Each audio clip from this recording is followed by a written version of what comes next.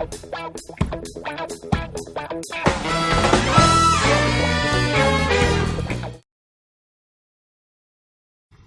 आइए अब next question देखते हैं। नेक्स्ट क्वेश्चन को सॉल्व करने से पहले कुछ कंसेप्ट्स देखते हैं। अपनी डिविडेंड पॉलिसीज में कुछ तीन थेरीज हो चुकी थी। फर्स्ट थेरी थी ट्रेडिशनल अप्रोच, सेकंड थेरी थी अपनी गॉर्डन्स वॉल्टर्स मॉडल, और थर्ड थेरी थी Gordon's growth model. Fourth theory है Modigliani and Miller hypothesis. Modigliani Miller model बोल सकते हो या हाइपोथेसिस बोल सकते हो।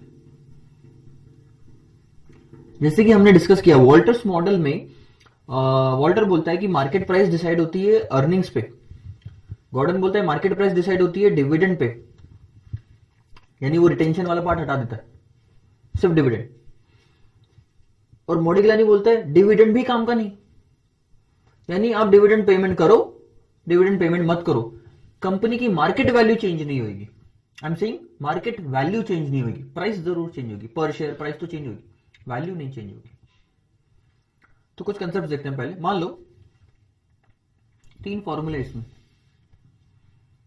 P1 निकालने के, change in number of share निकालने के, और मार्केट वैल्यू निकालने के, ये देखेंगे हम।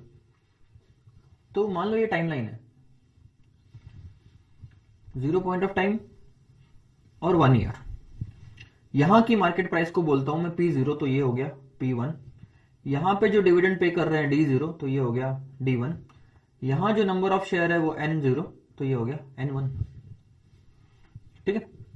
मान लो आज आप एक शेयर खरीदते हो 100 रुपए का, ठीक है। आपकी एक्सपेक्टेशन है कि आप उस पर एटलीस्ट 10% कमाओ, डन। अब मान लो साल खत्म होता है और आप शेयर बेचने वाले हो, डिविडेंड कुछ भी नहीं मिला अभी तक, तो बताओ आपके हिसाब से P1 कितनी होनी चाहिए। 10% अगर आपको कमाना है तो P1 एटलीस्ट 110 होना चाहिए, क्योंकि 100 में खरीद के 110 में बेचोगे तब तो जाके 10% कमाओगे, 10 रुपए 100 पे, है ना।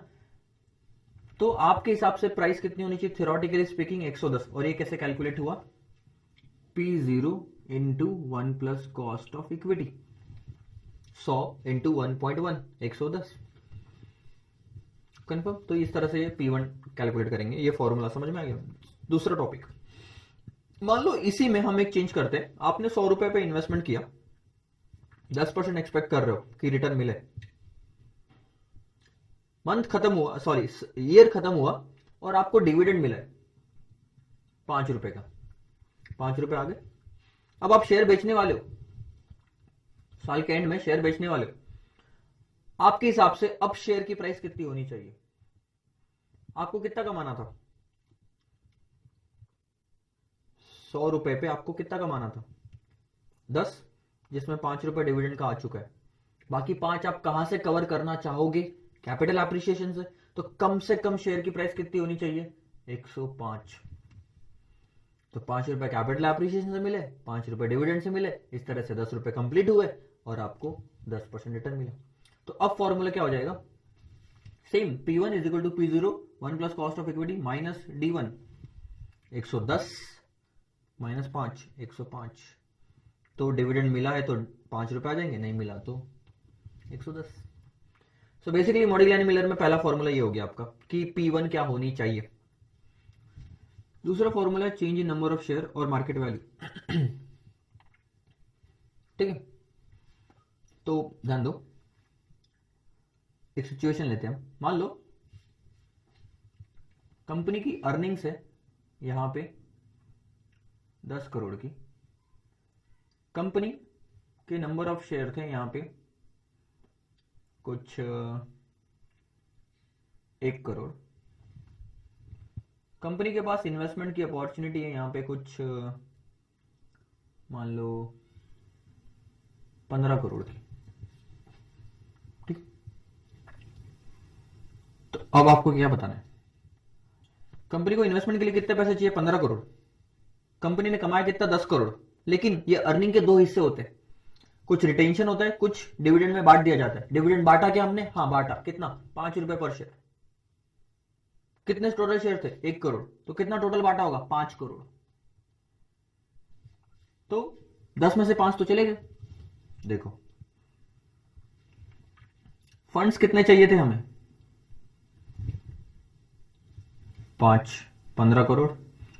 इसमें से अर्निंग्स हमारी थी 10, लेकिन उसमें से डिविडेंड बांट दिया गया 5। तो अर्निंग्स को जो यूज कर सकता हूं, यानी रिटेंशन वाला part, earning minus dividend is the retention, 15 में से मैं रिटेंशन को 5 करोड़ यूज कर सकता हूं। अभी भी मुझे 10 करोड़ की जरूरत है फंड्स टू बी रेज्ड। कब रेज करूंगा, जहां जरूरत है, यहां पे। और अजम्पशन मॉडिक लाइन में क्या रहेगा कि जितने भी पैसे की जरूरत रहेगी वो इक्विटी शेयर इश्यू करके ही लाया जाएगा। There is no debt, equity share issue करेंगे। यहां पे इशू कर रहा हूं तो यहां के प्राइस पे इशू करूंगा, वो प्राइस रही P1। जब मैंने डिविडेंड बांटा तो प्राइस कितनी थी, 105, ये रही।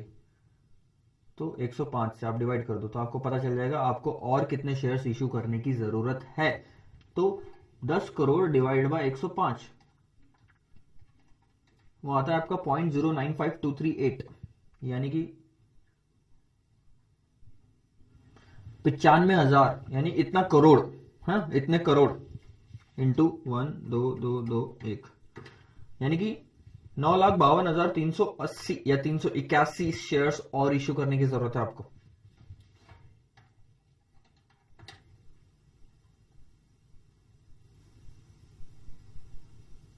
हम्म 9,52,380 शेयर्स आपको और इश्यू करने की जरूरत है। ये निकाला कैसे, आपको इन्वेस्टमेंट के लिए पैसा कितना चाहिए था, 15 करोड़। इसमें से आपके पास अवेलेबल कितना था, अर्निंग माइनस डिविडेंड। अर्निंग कितना, 10 माइनस 5, तो बचा कितना, सिर्फ 5। और आपने मतलब 15 माइनस 5 यानी 10 आपने इश्यू किया P1 पे। ये जो हमने लिखा इसके लिए ये फॉर्मूला आया समझ में, change in number of share.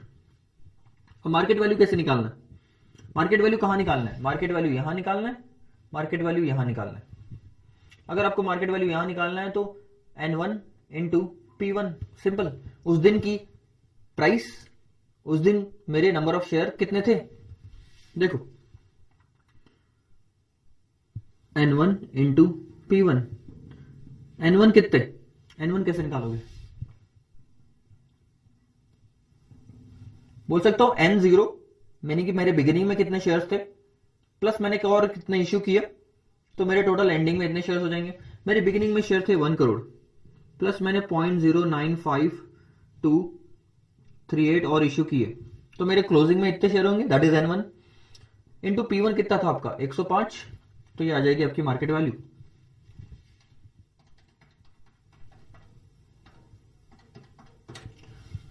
₹115 crore. ठीक है, एक और चीज बताता हूं, अगर आपको मार्केट वैल्यू यहां निकालनी है, ये 0 पॉइंट ऑफ टाइम पे, तो सिंपल ये वाली मार्केट वैल्यू निकालो, N1 इंटू P1। ये कहां की, 115 करोड़ वहां की। और इसको अगर यहां पे लेके आना है तो क्या करो, डिस्काउंट करना पड़ेगा, क्या रेट से, 10%, 1 प्लस कॉस्ट ऑफ इक्विटी से डिवाइड कर दो, तो ये फॉर्मूला ऐसा बन जाएगा, market value at 0 point of time, this is at the end of the year, N1 into P1 divide by 1 plus cost of equity. ऐसे भी करोगे तो भी चलेगा, ठीक है। तो ये भी एक फॉर्मूला हो सकता है, तो you can write down this also, समझ में आ रहा है। सो मॉडिग्लानी मिलर क्या बोलता है कि अगर आप डिविडेंड पेमेंट करो, डिविडेंड पेमेंट मत करो, आपकी ये जो मार्केट वैल्यू ना, ये लास्ट वाली, ये चेंज नहीं होगी, भले ये दोनों चेंज हो जाए लेकिन ये चेंज नहीं होगी। अब ये एक्चुअल में चेंज होती है कि नहीं होती है, ये हम प्रूव करके बताएंगे कि सही में मॉडिग्लानी जो बोलता है वो होता है क्या, कि डिविडेंड पेमेंट करो, डिविडेंड पेमेंट मत करो, ये वैल्यू चेंज नहीं होती मार्केट वैल्यू। तो इसके लिए हम अगला क्वेश्चन देखेंगे। आप एक काम करो, आप ये सब कुछ लिख लो and then will move to the next question.